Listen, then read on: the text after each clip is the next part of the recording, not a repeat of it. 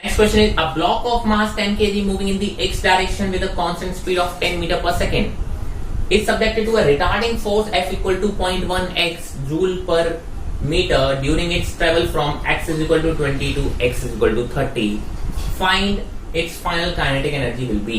ठीक है, तो अगर आपको पता है ये वर्क एनर्जी थ्योरम से आप बोलते हो कि जो work done is equal to what is work done is equal to change in kinetic energy, तो आपको वर्क डन निकालना है, ठीक है, तो काइनेटिक एनर्जी में चेंज हो जाएगा या फिर आप फाइनल वेलोसिटी इनिशियल वेलोसिटी निकाल सकते हो। जरा देखो आपको क्या गिवन है सर, एक चीज पता है, इसको सॉल्व करते टाइम जरा थोड़ा देखें। इनिशियल वेलोसिटी जो है वो कितनी दे रखी है, 20 मीटर पर सेकेंड, सॉरी 10 मीटर पर सेकेंड, 10 मीटर पर सेकेंड इसकी इनिशियल वेलोसिटी है। मास की बात करें तो ये 10 kg दे रखा है, mass is given as 10 kg, force is given as 0.1x, ठीक है, और आप बोलते हो x इज इक्वल टू 20 से x इज इक्वल टू 20 से x इज इक्वल टू 30 तक आपने चेंज इन काइनेटिक एनर्जी, या आप बोल सकते हो इसने फाइनल काइनेटिक एनर्जी पूछी हुई है, that is final kinetic energy बोलिए। ठीक है सर, बहुत अच्छी बात है। मैंने कहा अगर वर्क डन निकालें तो work done is equal to change in kinetic energy आता है, ठीक है। तो आपने क्या करना है, देखिए फोर्स आपका वेरिएबल है, फोर्स आपका कैसा है, वेरिएबल है, बट ये रिटार्डेशन भी इस चीज का ध्यान रखें। मतलब अगर आपने बोला वेलोसिटी इधर की डायरेक्शन में है तो फोर्स किधर होगा, इधर की डायरेक्शन, तो आप माइनस लिख सकते हैं। अगर u पॉजिटिव ले रहे हो तो f कैसा होगा, नेगेटिव होगा, ठीक है। आई होप इसमें कोई भी दिक्कत नहीं है। तो आप बोलोगे जो work done change in kinetic energy is equal to work done is equal to integration of f dot dx, ठीक है। अब जरा देखिए, आप बोलते हो कि सर अगर डिस्प्लेसमेंट इधर की तरफ हो रहा है तो फोर्स इधर है, मतलब दोनों के बीच में एंगल कितना है, जरा देखिए दोनों की डायरेक्शन में जो एंगल है आप बोल सकते हो कितना है sir, that is equal to 180 degree, ठीक है। तो आप बोलोगे सर यहाँ पे मुझे f डॉट dx लेना है, बहुत अच्छी बात है, f डॉट dx लेना है तो आप बिल्कुल ले लीजिएगा, ठीक है। तो मैंने कहा सर यहाँ पे आप लिखेंगे माइनस f इंटू dx और इंटीग्रेट कर देंगे, क्यों, क्योंकि सर इन दोनों के बीच का जो एंगल आ रहा है 180 डिग्री cos 180 डिग्री, -1 लिमिट रखना है sir, x is equal to 20 से x इज इक्वल टू 30 तक। सॉल्व कर लेंगे तो कितना आएगा, f की वैल्यू है 0.1x 20 टू 30, सर x 0.1 तो कांस्टेंट है, x का इंटीग्रेशन होगा x²/2, तो आप लिखेंगे माइनस 0.1 x²/2, लिमिट रखेंगे 30/20, ठीक है।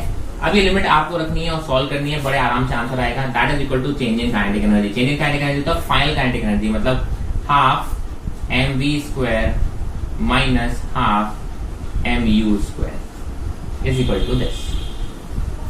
मास आपको पता है, u आपको पता है, ये फाइनल काइनेटिक एनर्जी आपको पूरी टर्म तो आपको पता ही करनी है, ठीक है। तो आप बोलोगे दैट इज इक्वल टू यहां से जो रिजल्ट आएगा और उसमें ये चीज ऐड कर दोगे, that will be your final kinetic energy.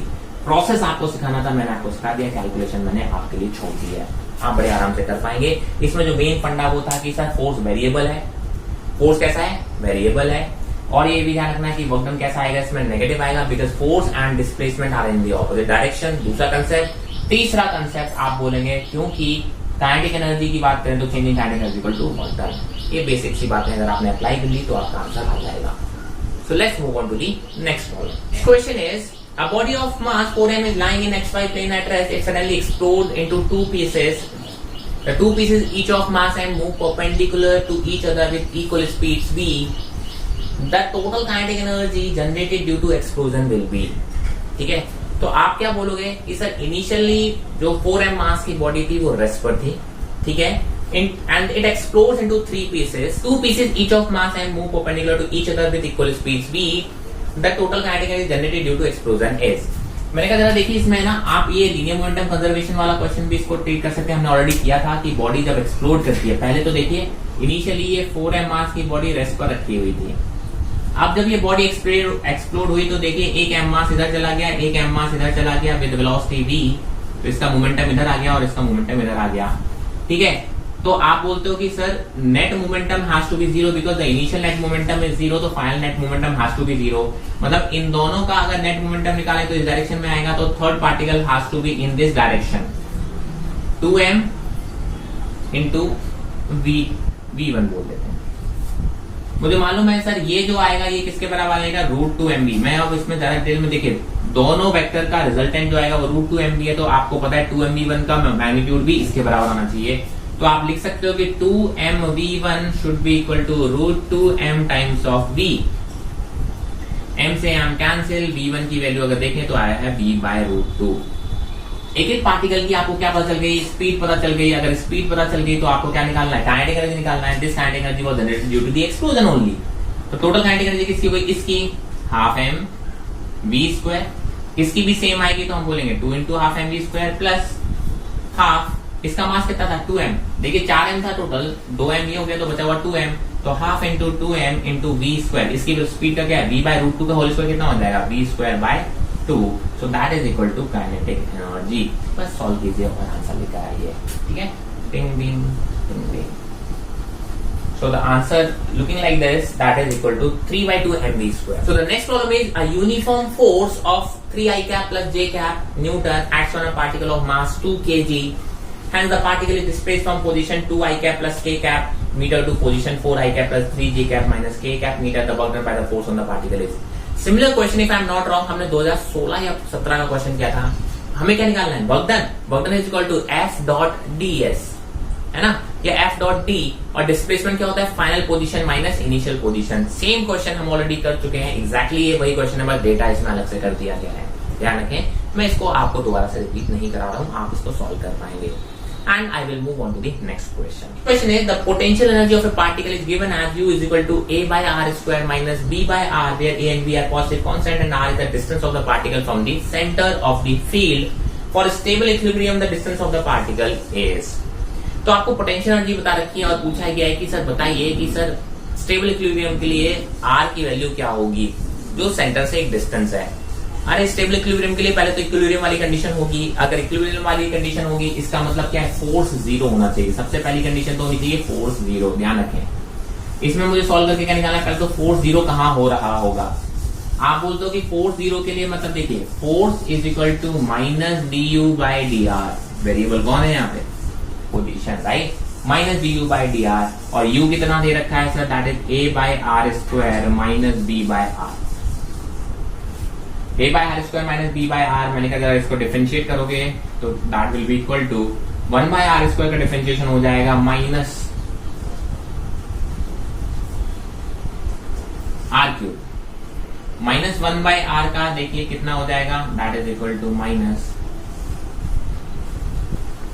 अब आपने बोला कि सर अगर मैं अंदर मल्टीप्लाई कर दूं तो ये कुछ ऐसा हो जाएगा, ये माइनस हो, यहाँ माइनस, यहाँ माइनस, ये माइनस और ये माइनस मिला के क्या हो जाएंगे, प्लस। ध्यान रखें, इससे जो डिफरेंशिएशन से एक माइनस आएगा और ये फॉर्मूले का माइनस उसको क्या कर देगा, प्लस कर देगा।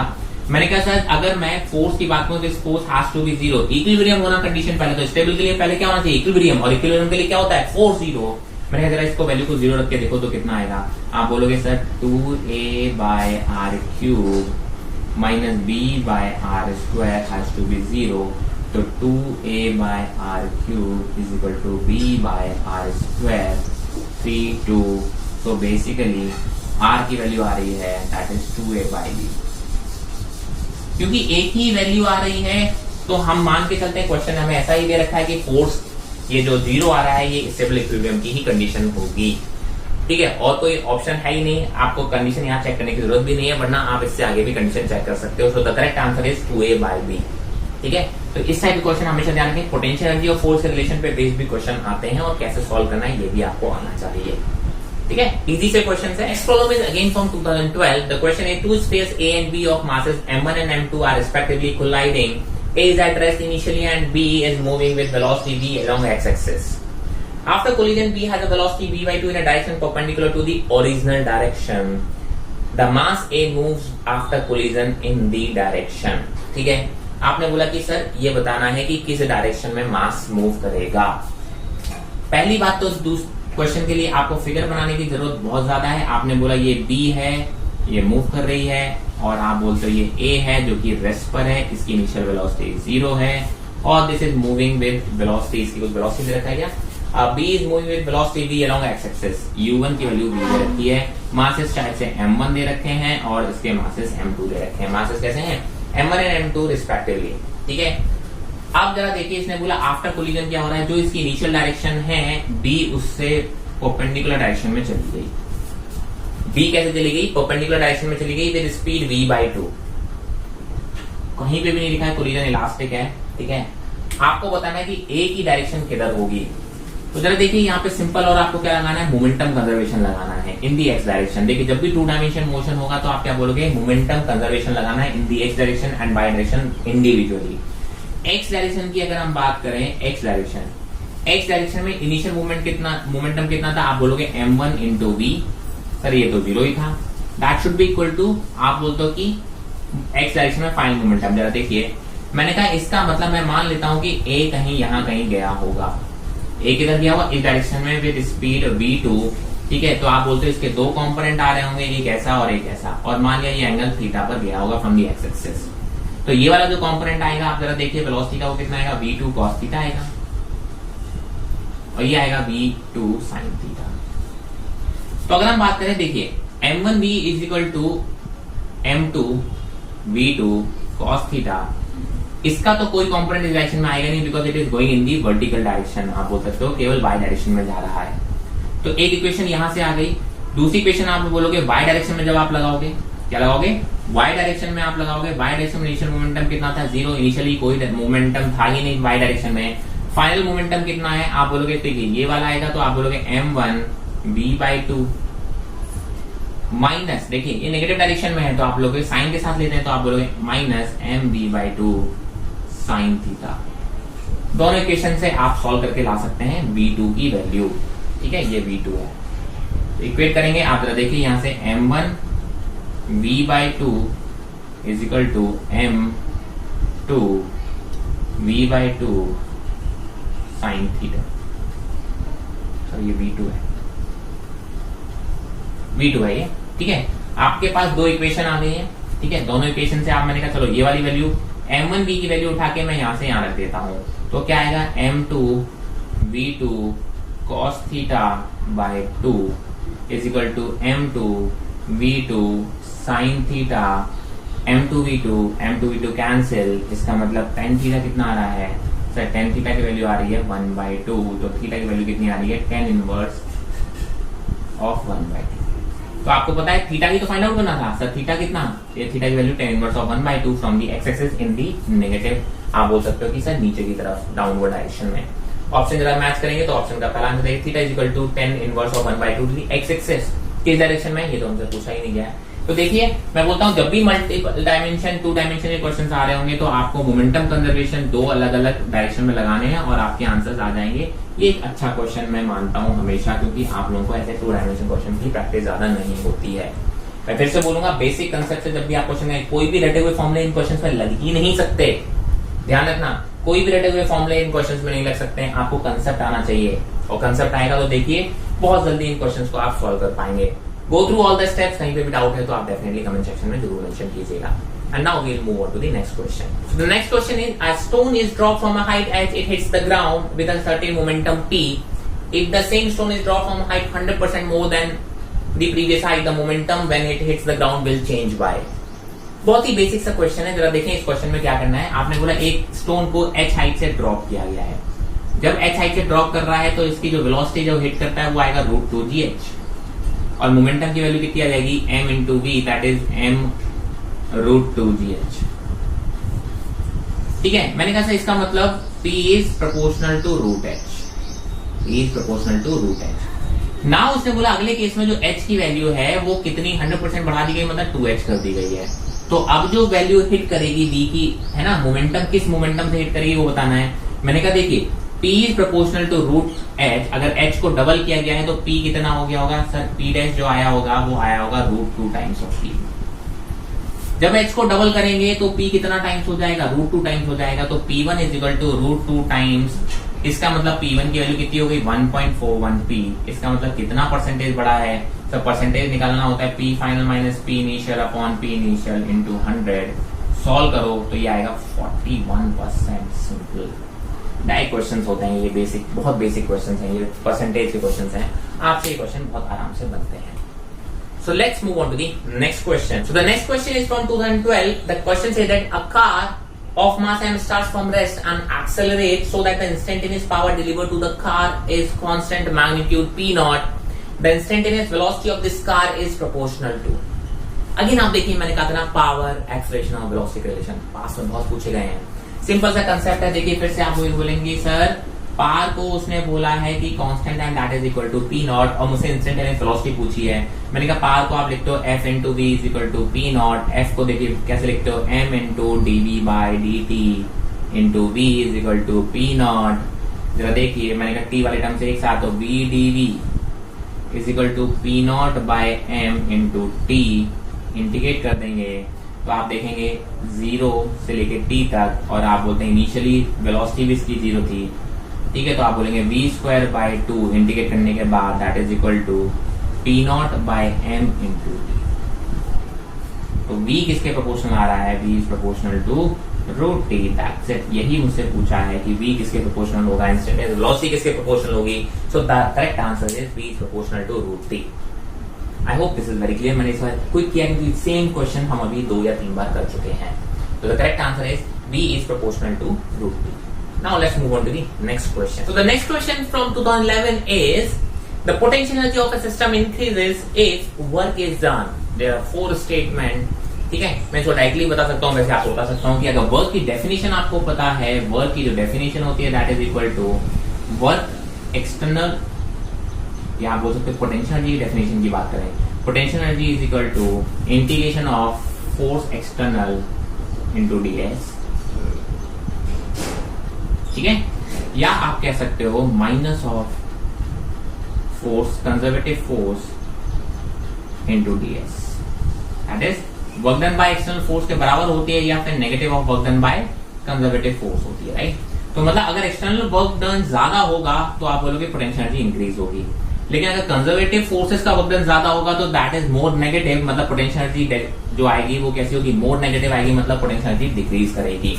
तो आपको इसी तरीके से अपने ऑप्शन चूज करने हैं. फिर से देखिए वर्क डन जो चेंज इन पोटेंशियल एनर्जी होती है वो वर्क डन एक्सटर्नल के बराबर होती है, और आप बोलते हो कि negative of the work done by conservative force के बराबर होती है. अगर वर्क डन एक्सटर्नल बढ़ेगा तो potential energy delta U positive आ रहा है, मतलब इंक्रीज कर रही है. अगर कंजर्वेटिव फोर्स बढ़ रहा है तो मोर नेगेटिव आ रहा है आंसर, इसका मतलब पोटेंशियल एनर्जी क्या हो रही होगी, डिक्रीज हो रही होगी. तो correct answer is by the system against the conservative force. Right, मतलब एक्सटर्नल वर्क डन आप बोल रहे हैं कि अगेंस्ट द कंजर्वेटिव फोर्स हो रहा है, तो जितना ज्यादा ये वर्क डन होगा उतना ही ज्यादा पोटेंशियल एनर्जी में चेंज पॉजिटिव आएगा, मतलब उतनी ही ज्यादा पोटेंशियल एनर्जी इंक्रीज होगी. So let's see the next question. Next question क्या है, a force F on a particle moving on a straight line varies with distance d as shown in the figure. The work done on the particle during a displacement of 12 meter is. आपको क्या बताना है, work done बताना है. तो इस question को मैं आपको सॉल्व नहीं करूंगा, इसको आप सॉल्व करेंगे, बिकॉज वर्क डन जो होता है वो होता है integration of F dot D S. It means it is equal to area under force versus displacement, आप बोल सकते हो डिस्प्लेसमेंट. और आपको क्या दे रखा है सर, आपको दे रखा है फोर्स वर्सेस एस कर्व दे रखा है. इस क्वेश्चन का जो एरिया है, रिक्वायर्ड एरिया है, जो कि लिमिट हमसे पूछी जा रही है, उस लिमिट में जो भी एरिया आ रहा है अंडर द कर्व वही आपका इसमें वर्क डन होगा. आप बताइए मैं इसमें क्या बताऊं. ठीक है, तो आप बोलेंगे कितने बेसिक क्वेश्चन आते हैं, इतने बेसिक क्वेश्चन आते हैं और आपको इसी तरीके से सॉल्व करने होता है. Now let's move on to the last question. Question is, a body projected vertically from the earth reaches a height h equal to the earth's radius before returning to the earth. The power exerted by the gravitational force is greatest. अच्छा question है, conceptual question है. बाकी अगर आपको question समझ में आ गया, concept आपका दिमाग लग गया, तो इसमें टाइम नहीं लगने वाला है. इसमें मैंने कहा कुछ क्वेश्चन ऐसा दिया गया है कि सर आपने बॉडी को अपवर्ड थ्रो किया कुछ वेलोसिटी से, और ये बॉडी ऊपर तक जाके मैक्सिमम और यहाँ पे आ गई. क्योंकि ये बहुत दूर तक जा रही है तो आप बोल सकते हो जी कांस्टेंट नहीं है, इस चीज का ध्यान रखना है. जैसे जैसे आप ऊपर जाओगे आप बोलते हो क्या चीजें, जी की वैल्यू कम हो रही होगी. ठीक है, मैंने कहा इसमें पूछा कि पावर होता क्या है, पावर होता है आपका F dot V. F dot V आपसे पूछा गया कि जो पावर होगा ग्रेविटी के फोर्स के द्वारा वो मैक्सिमम कब होगा, पावर कब मैक्सिमम होगा. तो ध्यान रखेंगे, मैंने कहा जहां वेलोसिटी मैक्सिमम होगी एक तो वहां चांसेस दिख रहे हैं मुझे, तो वेलोसिटी आप बोल सकते हो कि जरा देख लो, स्पीड यहां मैक्सिमम होगी या इतनी स्पीड से ये वापस टकरा रही होगी। ठीक है, ऊपर जाते टाइम आप बोलते हो कि फोर्स जो है नीचे की तरफ mg जो लग रहा है वो कम हो रहा है और इसकी स्पीड भी कम हो रही है। तो आप बोलते जाओगे जैसे से ये ऊपर जाएगा स्पीड भी कम हो रही है और फोर्स भी कम हो रहा है, बिकॉज g डिक्रीज हो रहा है। मैं एक चांस आपका g कांस्टेंट भी मान लूं तो भी स्पीड कम हो रही है, तो पावर की वैल्यू कम होती चली जाएगी। मतलब आप बोलते तो या तो यहाँ पे या यहाँ पे फोर्स पावर मैक्सिमम हो सकती है, क्योंकि v मैक्सिमम है और यहीं पर फोर्स भी मैक्सिमम है। अब इस केस में और इस केस में आप बोलो पावर कम मैक्सिमम होगा, मैंने कहा पावर इस वाले केस में मैक्सिमम होगा, बिकॉज फोर्स भी mg नीचे की तरफ लग रहा होगा और वेलोसिटी भी नीचे की तरफ लग रहा होगा, तो f डॉट v पॉजिटिव मतलब cos थीटा की वैल्यू कितनी आएगी, +1 आ रही होगी। तो आप बोलोगे पावर की वैल्यू जो आएगी वो f इंटू वी आती है। डॉट प्रोडक्ट मैक्सिमम कब होता है, जब उनके बीच का एंगल 0 होता है। यहां पे आप बोलोगे जो एंगल है वो 180 डिग्री है, बिकॉज वेलोसिटी ऊपर की तरफ है और mg नीचे की तरफ है, तो आप बोलोगे जो पावर आएगा मेरा वो नेगेटिव आएगा। तो आप बोलोगे यहाँ पे ये मैक्सिमम नहीं हो सकता है, ये पावर मैक्सिमम कहां पर होगा, यहाँ पर होगा। ये कंसेप्चुअल क्वेश्चन था, बहुत ही basic, but yes conceptual questions लोगों से नहीं बनते हैं, उलझ जाते हैं, क्योंकि क्वेश्चन पूछा ही ऐसे जाता है। इसलिए मैं बोलता हूँ कंसेप्ट सीख लो, फॉर्मूले रटने से काम नहीं चलेगा। कंसेप्ट अगर आपको आता है तो सर इन क्वेश्चन में कुछ भी नहीं रह जाता है। तो आपने यहाँ तक देखिए नीट के कितने क्वेश्चन हमने सॉल्व किए और मैक्सिमम क्वेश्चन जो वर्क एनर्जी पावर के लिए बहुत बेसिक क्वेश्चन आते हैं। प्रैक्टिस, हाँ यस, कंसेप्ट एंड प्रैक्टिस लगती है तभी ये क्वेश्चन इजी लगते हैं। तो कंसेप्ट आपको बहुत अच्छे से क्लियर होना चाहिए और प्रैक्टिस भी होनी चाहिए, तो आपसे सारे के सारे क्वेश्चन बनेंगे। इसलिए मैंने आपको एक असाइनमेंट प्रोवाइड किया है और असाइनमेंट की लिंक मैंने आपको डिस्क्रिप्शन में दे रखी है, वहां से जाके आप उस असाइनमेंट को एक्सेस कर सकते हैं और उसको सॉल्व कर सकते हैं। प्रैक्टिस करते रहिए, इसी तरीके से रिवीजन करते रहिए। आई एम प्रीटी श्योर आपके अच्छे मार्क्स आएंगे, 160 प्लस आपके मार्क्स आएंगे, वो मुझे पूरा भरोसा है और आपको भी पूरा भरोसा हो जाएगा। आई होप अभी तक आपको कोई भी डाउट नहीं है। अगर आपको स्टिल कोई भी डाउट है तो आप अपने डाउट्स को कमेंट सेक्शन में मेंशन कीजिए या फिर आप मुझे इंस्टाग्राम पे मैसेज करके बता सकते हैं। आज के लिए इतना ही काफी है। अगर अभी तक आपने YouTube चैनल सब्सक्राइब नहीं किया है तो do subscribe the YouTube channel so that you can get notifications of my incoming videos and do share this channel with your friends as well. तो आज के लिए इतना ही काफी है। For now stay healthy, stay safe, thank you.